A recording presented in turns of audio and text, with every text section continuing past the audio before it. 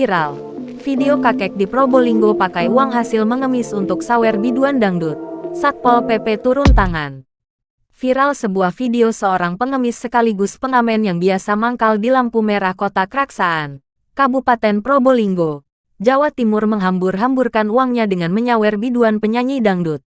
Dalam video berdurasi 15 detik tersebut, berisi aktivitas sehari-hari pengamen sekaligus pengemis yang diketahui bernama Al, 58, warga Kecamatan Besuk, Kabupaten Probolinggo. Pada detik berikutnya, muncul adegan saat Al berjoget di atas panggung sambil menyawer biduan penyanyi dangdut di sebuah panggung orkes dangdut. Saat berjoget sambil nyawer, Al mengenakan kopiah, tas kecil, dan alat musik rebana hadrah yang selalu dibawa saat mengamen maupun mengemis. Sontak, video tersebut viral dan menuai banyak tanggapan dari para warga. Viralnya video tersebut membuat Satpol PP Kabupaten Probolinggo turun tangan.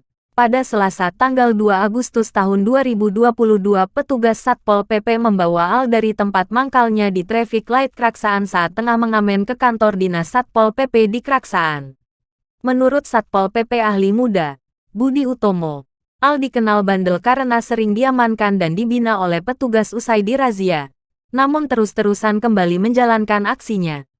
Saat menjaring Al kali ini, Budi berharap agar Al berhenti mengamen dan mengemis di traffic light.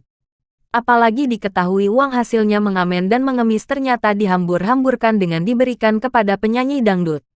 Selain mengemis kepada pengendara, Al sekali mengamen dengan alat rebana yang dibawa. Al kadang ngotot kepada pengendara agar diberi uang. Tak jarang pengamen tersebut menghalangi kendaraan yang akan melaju ketika lampu hijau sudah menyala. Jangan lupa subscribe, share, komen, dan like ya!